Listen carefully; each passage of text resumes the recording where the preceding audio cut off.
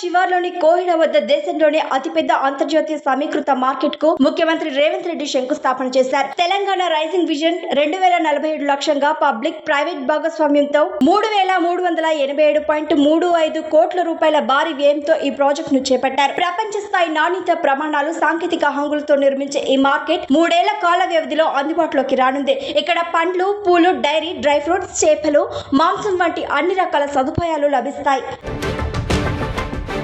ఆంధ్రప్రదేశ్లోని అనంతపురం, సత్యసాయి, చిత్తూరు జిల్లాలను నైరుతి రుతుపవనాలు తాకినట్లు భారత వాతావరణ శాఖ వెల్లడించింది. రాబోయే 2-3 రోజుల్లో రాయలసీమ వ్యాప్తంగా పలు చోట్ల తొలకరి జల్లు కురిసే అవకాశం ఉంది. జూన్ 10 నాటికి రాష్ట్రంలో సగానికి పైగా ప్రాంతాలకు ఈ రుతుపవనాలు విస్తరిస్తాయని అధికారులు అంచనా వేస్తున్నారు. ఎండల తీవ్రతతో అల్లాడుతున్న ప్రజలకు ఈ వర్షాలు ఎంతో ఉపశమనాన్ని ఇస్తాయని భావిస్తున్నారు. పార్వతీపురం మన్యం జిల్లా పెందపెంకి గ్రామంలో అభివృద్ధి పనులు, పారిశుద్ధ్య పరిస్థితులపై ఉప ముఖ్యమంత్రి పవన్ కళ్యాణ్ ఉన్నత స్థాయి సమీక్ష నిర్వహించారు. గ్రామంలో ఫైలేరియా, ప్రమాదకర జ్వరాల నివారణకు అధికారులు తీసుకుంటున్న చర్యలను ఆయన అడిగి తెలుసుకున్నారు. ఆక్రమణలు తొలగించి మ్యాజిక్ డ్రైన్ల నిర్మాణ వేగంగా చేపడుతున్నట్లు అధికారులు డిప్యూటీ సీఎం కు వివరించారు. పారిశుద్ధ్య లోపాలు లేకుండా నిరంతరం పర్యవేక్షించాలని ఆయన ఆదేశించారు.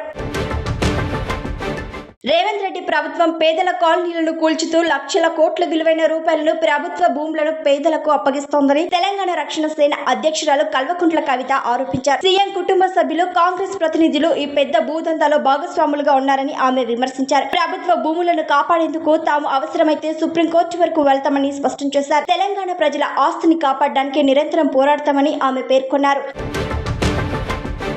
నీట్ పేపర్ లీక్, సిబిఎస్ఈ పరీక్షల వ్యవస్థలో అవకతవకలపై కేంద్ర మంత్రి ధర్మేంద్ర ప్రధాన్ వెంటనే రాజీనామా చేయాలని కాక్రోచ్ జనతా పార్టీ డిమాండ్ చేసింది. ఈ మేరకు ఢిల్లీలోని జంతర్ మంతర్ వద్ద ఆ పార్టీ పెద్ద ఎత్తున ఆందోళన కార్యక్రమాలు చేపట్టింది. సిజేపీ వ్యవస్థాపకుడు అభిజిత్ దీప్కే పిలుపుతో దేశ రాజధానికి వేలాది మంది యువతీ యువకులు తరలి వచ్చారు. మేము మేక్ ఇన్ ఇండియా అడిగితే మీరు లీక్ ఇన్ ఇండియా ఇచ్చారంటూ కేంద్రానికి వ్యతిరేకంగా నినాదాలు చేశారు.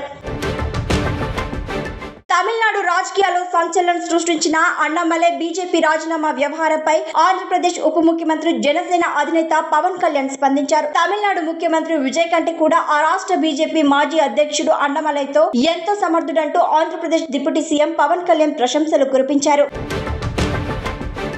సెంట్రల్ గాజాలోని జవాయిదా పట్టణంపై ఇజ్రాయెల్ సైన్యం జరిపిన తాజా వైమానిక దాడులు అక్కడ తీవ్ర భయాందోళనలను రేకెత్తించాయి. ఇజ్రాయెల్ క్షిపణుల దాటికి స్థానిక నివాసాలు, నిత్యావసర కేంద్రాలు, పెద్ద భవనాలు పూర్తిగా ధ్వంసమయ్యాయి. బాంబుల దాడితో ఆ ప్రాంతమంతా క్షణాల వ్యవధిలో శిథిలాల కుప్పగా మారిపోయింది. ఈ దాడుల కారణంగా స్థానిక ప్రజలు ప్రాణాలు చేతపట్టుకుని సురక్షిత ప్రాంతాలకు పరుగులు తీస్తున్నారు.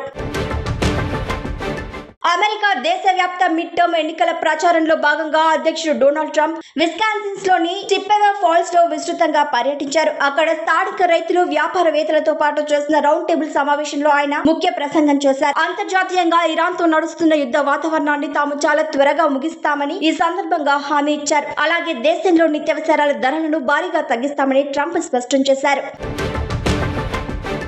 దర్శకుడు బుచ్చిబాబు తెరకెక్కించిన పెద్ద సినిమాలో కొన్ని మహిళా పాత్రల చిత్రీకరణపై సామాజిక మాధ్యమాల్లో తీవ్ర విమర్శలు వచ్చాయి. ఈ స్పందనలపై స్పందించిన దర్శకుడు మహిళలను అగౌరవపరచడం తన ఉద్దేశం కాదని స్పష్టం చేస్తూ బహిరంగ క్షమాపణలు చెప్పారు. ప్రేక్షకుల సెంటిమెంట్లను గౌరవిస్తూ ఆ వివాదాస్పద సన్నివేశాల్లో తగిన మార్పులు చేస్తున్నట్లు ప్రకటించారు. మహిళల విలువలను పెంచే కథలకే తమ చిత్ర బృందం ఎల్లప్పుడూ కట్టుబడి ఉంటుందని పేర్కొన్నారు. ప్రముఖ నటుడు ధనుష్ భవిష్యత్తులో రాజకీయాల్లోకి వస్తారంటూ జరుగుతున్న ప్రచారానికి ఆయన తండ్రి దర్శకుడు కస్తూరి రాజా వ్యాఖ్యలు మరింత బలాన్ని చేకూర్చాయి. ప్రజాసేవ చేయాలనుకునే హక్కు ఎవరికైనా ఉంటుందని, భవిష్యత్తులో తన కుమారులు ఈ మార్గాన్ని ఎంచుకోవచ్చని ఆయన అన్నారు. ధనుష్ అసలు పేరు వెంకటేష్ ప్రభు అని ఈ సందర్భంగా ఆయన గుర్తు చేశారు. తన కుమారుడు సాధిస్తున్న అపారమైన విజయాలు తండ్రిగా తనకు ఎంతో గర్వకారణమని పేర్కొన్నారు.